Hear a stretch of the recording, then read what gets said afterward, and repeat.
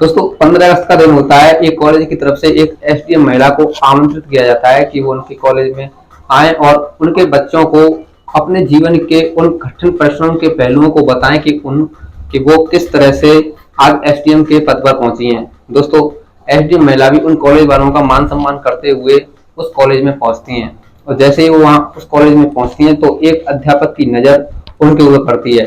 दोस्तों जैसे ही उसकी नजर एसडीएम महिला के ऊपर पड़ती है तो वो वहीं की वहीं खड़ा हो जाता है और उसे समझ ही नहीं आता कि उसे आगे क्या करना चाहिए, लेकिन जैसे तैसे करके वो अपने आप को होश में लाता है। फिर जैसे ही एसडीएम महिला आगे बढ़ती है तो उनकी भी नजर उस अध्यापक के ऊपर पड़ती है। उस अध्यापक को वो ऐसे घूरती हैं, ऐसे देखती हैं जैसे मानो वो उनका कोई पुराना शत्रु हो या वो उसे बहुत अच्छी तरह से जानती हो। लेकिन दोस्तों वो उसे इग्नोर कर देती हैं और आगे बढ़ती हैं। वो सभी अध्यापक गणों से हाथ मिलाती हैं, प्रिंसिपल से और प्रबंधक महोदय से सबसे हाथ मिलाते हुए स्टेज पर पहुंचती हैं और उन्हें ध्वजारोहण के लिए आमंत्रित किया जाता है। वो ध्वजारोहण करती हैं, झंडे को फहराती हैं और बच्चों को अपने उन कठिन परिश्रम के दिनों को बताती हैं कि उन्होंने किस किस तरह से आज एसडीएम का पद प्राप्त किया है। दोस्तों बच्चे भी उनकी बातों से सहमत होते हैं और उनके लिए खूब तालियां बजाते हैं। फिर ऐसे ही समय गुजरता है, फंक्शन अच्छी तरह से संपन्न होता है, बच्चे अपना परफॉर्म करते हैं और जब बच्चों को मिठाई बांट दी जाती है तो बच्चे घर चले जाते हैं। दोस्तों फंक्शन समाप्त हो जाता है तो जो अध्यापक था फिर वो उस एसडीएम महिला के पास जाता है और उनसे बातचीत करने की कोशिश करता है। बोलता है कि हाय, एसडीएम महिला भी उससे कहती है कि हाय हेलो। फिर बोलता है कि कैसी हो। तो दोस्तों फिर इसके बाद एसडीएम महिला उसे सायाने अंदाज में कहती है कि आखिर दर्द की गहराई को वही जानता है जिसने दिलों को छल्ली होते देखा हो। दोस्तों अध्यापक समझ जाता है कि एसडीएम महिला उससे क्या कहना चाहती है। फिर वो अपनी गर्दन को नीचे झुका लेता है और बोलता है कि छोड़ो, ये बताइए कि आप कैसी हैं। तो एसडीएम महिला बोलती है कि ठीक हूँ और अच्छी हूँ। अध्यापक बोलता है कि आपको इस वर्दी में देखकर बड़ी खुशी हुई। एसडीएम महिला बोलती है कि हमें भी आपको यहाँ देखकर बड़ी खुशी हुई और अपने उन पुराने दिनों को याद करने का आज हमें अवसर मिला। नमस्कार, प्रणाम। दोस्तों ये वही तलाकशुदा पति पत्नी थे जिन्होंने आज से 3 साल पहले एक दूसरे से तलाक ले लिया था। आइए जानते हैं इनकी कहानी इस वीडियो के माध्यम से। लेकिन वीडियो में आगे बढ़ने से पहले आपसे वही रिक्वेस्ट है, वीडियो को थोड़ा सा लाइक कर दीजिए और अगर चैनल पर पहली बार आए तो चैनल को भी सब्सक्राइब कर लीजिए। दोस्तों उत्तर प्रदेश का एक जिला लगता है, जिला अलीगढ़, वहीं की ये कहानी है। एक कॉलेज में सपना और पवन नाम के 2 स्टूडेंट पढ़ा करते थे। दोनों बहुत ही परिश्रमी, ईमानदार और इंटेलिजेंट थे। दोनों एक दूसरे से बेहद मोहब्बत करते थे। मोहब्बत शादी का रूप ले लेती है और फिर दोनों की शादी हो जाती है। दोस्तों दोनों का सपना था कि दोनों एक सरकारी टीचर बने। दोस्तों इसी सपने को अपनी आंखों में सजाए दोनों दिन रात मेहनत करते, परिश्रम करते। फिर एक दिन सरकार की तरफ से सरकारी टीचर बनने के लिए वैकेंसी आती हैं। दोस्तों दोनों फॉर्म भरते हैं। फॉर्म भरने के बाद फिर एक वो तारीख भी आती है जिस दिन दोनों एग्जाम देने जाते हैं। दोस्तों दोनों एग्जाम देते हैं और एग्जाम देने के बाद 2 महीने के बाद एक रिजल्ट आता है। दोस्तों उस रिजल्ट में पवन पास हो जाता है और सपना फेल हो जाती है। दोस्तों जिस वक्त में पवन को अपनी पत्नी का धैर्य बढ़ाना चाहिए था कि वो और मेहनत करेगी तो शायद आगे भी पास हो सकती है, लेकिन दोस्तों उस वक्त पवन ने अपनी पत्नी सपना का धीरज नहीं बंधाया और अपनी खुशी में ही मग्न हुआ। लेकिन इधर सपना अपनी हार को छिपाते हुए अपने पति की मेहनत और परिश्रम को आगे लाते हुए बहुत खुश होती है। वो सोचती है कि चलो मैं नहीं तो मेरा पति आज एक टीचर बनने के योग्य है। दोस्तों पवन सरकारी अध्यापक बन जाता है। वो घर से 10 किलोमीटर की दूरी पर एक सरकारी स्कूल में बच्चों को पढ़ाने जाया करता। दोस्तों इधर सपना एक बार फेल होने के बाद भी अपने साहस को नहीं छोड़ती है। वो दिन रात मेहनत करती है और कभी जिस स्टेट से भी सरकारी टीचर की वैकेंसी आती वहीं से वो फॉर्म भर देती। कभी बिहार राज्य से, कभी पंजाब से, कभी हरियाणा से, कभी उत्तराखंड से, कभी उत्तर प्रदेश से। दोस्तों जिस जगह से भी वैकेंसी आती वहीं से वो फॉर्म भर देती और जब भी परीक्षा देने जाती हर बार फेल हो जाया करती। दोस्तों यही सिलसिला उसका लगातार चलता रहा। कहते हैं कि आप कितना भी मेहनत कर लीजिए, कितने भी हाथ पैर मार लीजिए, आपको मिलेगा वही जो आपकी किस्मत में लिखा हुआ। शायद सपना की किस्मत में यही लिखा था। दोस्तों बार बार फेल होने के बाद सपना अंदर से टूट जाती है, लेकिन वो हार नहीं मानती, फिर से अपनी मेहनत को चालू करती है, स्टार्ट करती है और शहर की पास ही की कोचिंग में अपनी कोचिंग लगा लेती है। दोस्तों दिन रात मेहनत करती, पढ़ाई करती। फिर वहां उसकी मुलाकात एक अपने से 4 साल छोटे लड़के से होती है। दोस्तों उसका कोई इरादा नहीं होता है लड़के का, लड़का उसकी तरफ आकर्षित इसीलिए होता है क्योंकि वो उसकी मेहनत को देख करके खुश हो गया था। लेकिन जब उसे पता चला कि उसके कई अटेम्प्ट देने के बाद भी एक बार भी वो पास नहीं, तो वो उसकी मेहनत के लिए, उसकी साथ देने के लिए उसके पास आया। दोस्तों वो उसे गाइड करता, कभी घर पर तो कभी कोचिंग में।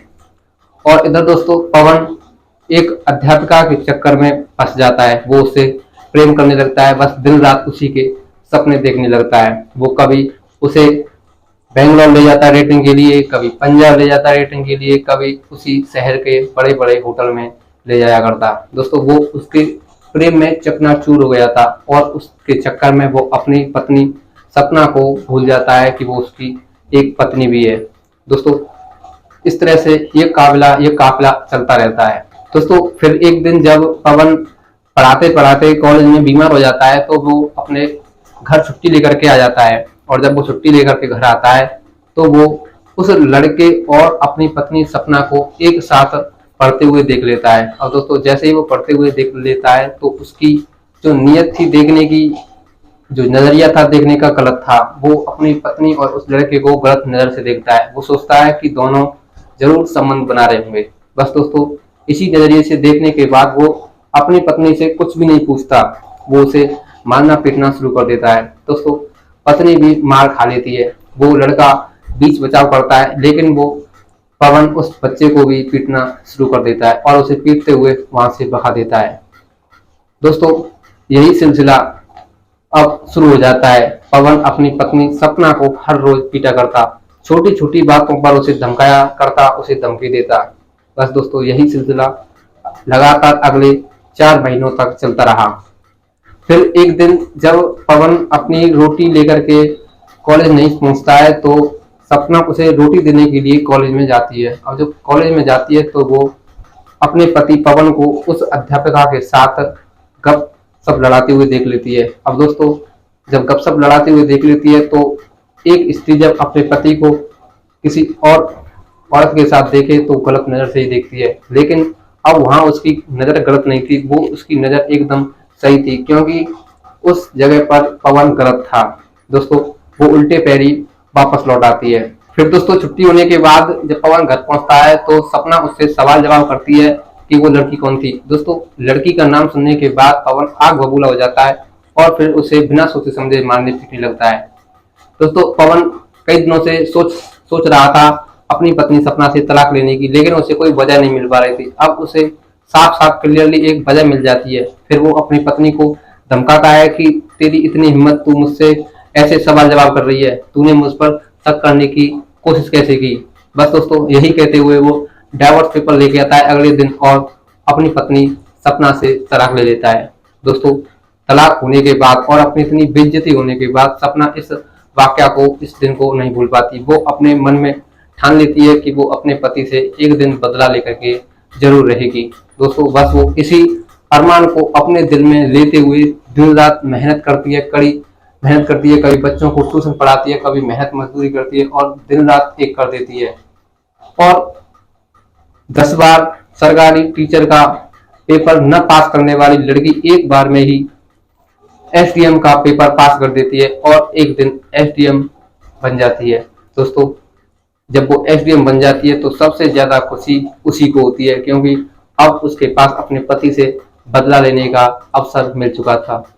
और दोस्तों इधर पवन जब अपनी पत्नी से अलग हो जाता है तो उस लड़की के चक्कर में पूरी तरह से बर्बाद हो जाता है। उस लड़की के चक्कर में कॉलेज जाना छोड़ देता है, जिससे सरकार जब उसकी अटेंडेंस देखती है तो कम अटेंडेंस के कारण उसे सरकारी टीचर के पद से बर्खास्त कर देती है। दोस्तों जैसे ही बर्खास्त हो जाता है सरकारी टीचर के पद से, तो उसे वो अध्यापिका भी छोड़कर चली जाती है। अब पवन अकेला रह जाता है, बेसहारा रह जाता है। अब उसे अपनी पत्नी की याद आने लगती है। वो सोचता है कि उसकी पत्नी उससे कितना प्रेम करती थी। बस दोस्तों इसी सोच में वो पागल हो जाता है। 3 साल बीत जाते हैं। 3 साल बीतने के बाद फिर उसे एक प्राइवेट टीचर में 8-9 हजार रुपए महीने पर टीचर की नौकरी मिल जाती है। वो वहीं पर अपनी जिंदगी के दिनों को काटता, वहीं पर बच्चों को पढ़ाने लग जाता है। दोस्तों, फिर एक दिन एसडीएम साहिबा को यानी कि सपना को उस कॉलेज के प्रिंसिपल द्वारा, प्रबंधक द्वारा 15 अगस्त के अवसर पर बच्चों को ज्ञान देने के उद्देश्य से वहां पर बुलाया जाता है। एसडीएम साहिबा भी उन प्रिंसिपल और प्रबंधक महोदय का मान सम्मान करते हुए उस कॉलेज में पहुंचती है और कॉलेज में पहुंचने के बाद उसकी नजर अपने 3 साल पुराने तलाकशुदा पति पवन पर पड़ती है, तो उसे घूरते हुए आगे बढ़ती है। दोस्तों, जब उसके पति पवन की भी नजर अपने पत्नी पर पड़ती है तो वो भी खड़ा का खड़ा रह जाता है, देखता का देखता ही रह जाता है। उसे समझ नहीं आता कि उसने आज क्या देख लिया। दोस्तों, जब 15 अगस्त का माहौल संपन्न हो जाता है तो इसके बाद पवन अपनी आंखों में आंसू ला करके अपनी पत्नी सपना के पास जाता है और उससे बोलता है कि कैसी हो। सपना बोलती है कि बढ़िया हूँ, ठीक हूँ। दोस्तों, पवन जो कि बहुत अपने मन में रो रहा था और रोते हुए अपने मन में फिर वो पत्नी सपना के पैरों में गिर जाता है। दोस्तों, पैरों में गिरते देख सपना की आंखों से आंसू बहने लगते हैं। फिर वो अपने उस जो शपथ ली थी कि वो अपने पति को नहीं छोड़ेगी, उसको भूल जाती है और अपने पति को उठाते हुए बोलती है कि आप क्यों रो रहे हो। तो पवन बोलता है कि हमें माफ कर दो, हमने तुम्हें कितना मारा पीटा, तुम्हें कितना कोसा, लेकिन तुमने हमें सिद्ध कर दिया कि हम कितने गलत थे। दोस्तों, सपना बोलती है कि तुम कहाँ गलत थे, गलत तो हम ही थे। हमने कितनी मेहनत की, मेहनत करने के बाद भी अपने माथे पर फेलियर का डब्बा लगा बैठे। गलत तो हम थे जो तुम पर शक कर रहे थे। दोस्तों, जब इस बात को पवन ने सुना तो आंखों को, पलकों को नीचे कर लेता है, गर्दन को नीचे कर लेता है और शांत खड़ा हो जाता है। दोस्तों, बस ऐसा कहते हुए सपना की आंखों से आंसू आ जाते हैं और फिर वो अपने पति को बाय बाय गुड बाय कहते हुए अपने काम पर निकल जाती है। दोस्तों, पवन को अब अपने ऊपर शर्म महसूस होती है कि उसने कितनी अच्छी, कितनी प्यारी, उसे सच्चा प्यार करने वाली पत्नी पर शक करके उसे छोड़ दिया, उससे तलाक ले लिया। दोस्तों, बस इसी आस में पवन अब टूट जाता है और रोता रहता है।